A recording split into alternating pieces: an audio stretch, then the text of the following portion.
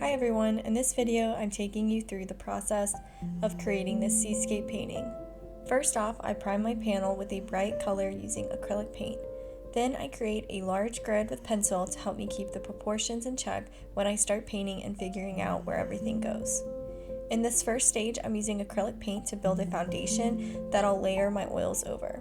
I do this because oil paint can be somewhat see-through depending on the medium, and this approach helps me reduce the number of oil layers I need.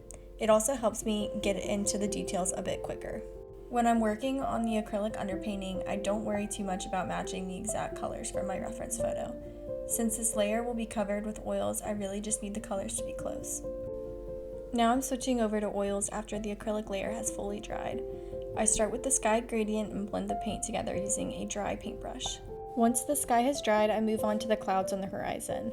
I start by mixing the colors I'll need for the clouds. I try to get these colors as close as I can to the colors in the reference photo. This gives me a starting point with the colors I'll need, and as I paint, I will do some small tweaks to the colors and mix and combine as I need to.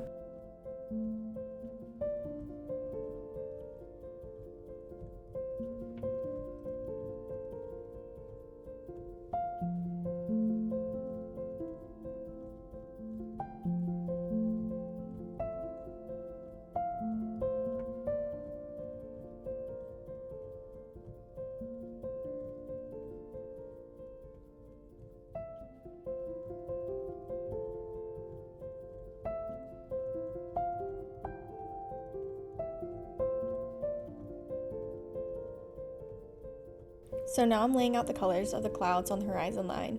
I'm looking at my reference photo a lot at this stage and trying to place colors in the same spot as they are in my photo. I try to get this really close, but once this dries, I'll go in again to add more details, so I don't worry too much if it's not perfect.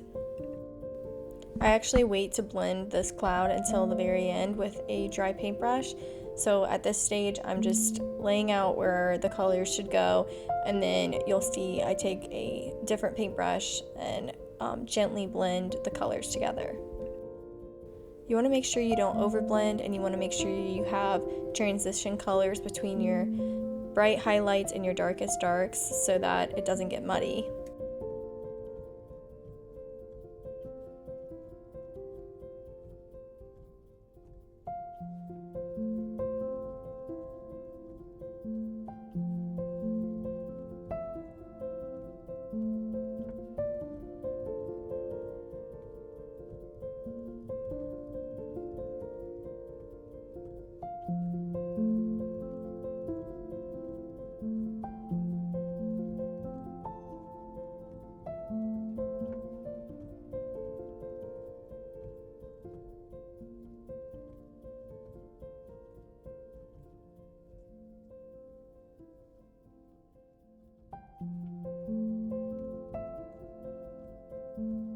I added a quick layer for the ocean, and I plan to add details on top later.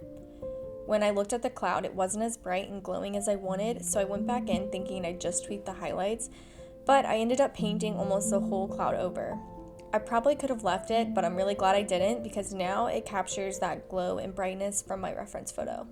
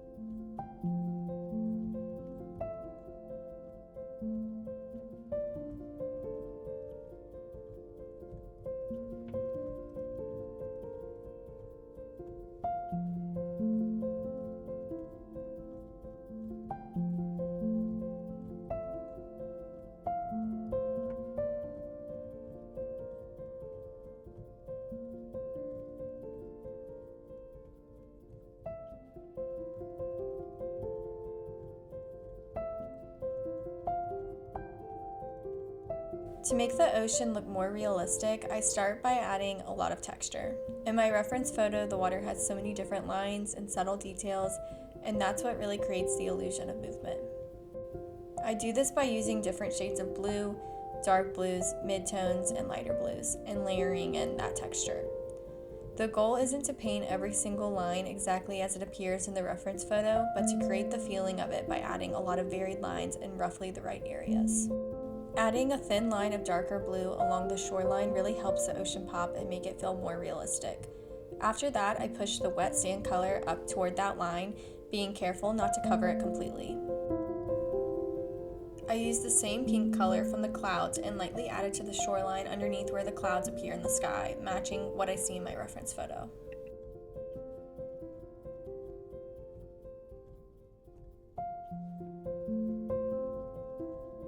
Sometimes it can feel a little strange using such a dark sand color, but that's how it appears in my reference photo, so I try to trust the process and follow what I see, even if it feels too dark at first.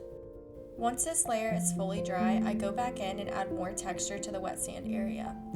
I approach it similarly to the ocean, using lighter and darker sand tones and adding small lines and speckles. I also do this with the pinks of the cloud to help create the reflection of the clouds on the shore. That's all I have for today. Thanks for watching, and feel free to ask any questions in the comments. I'd love to hear what you want me to paint next.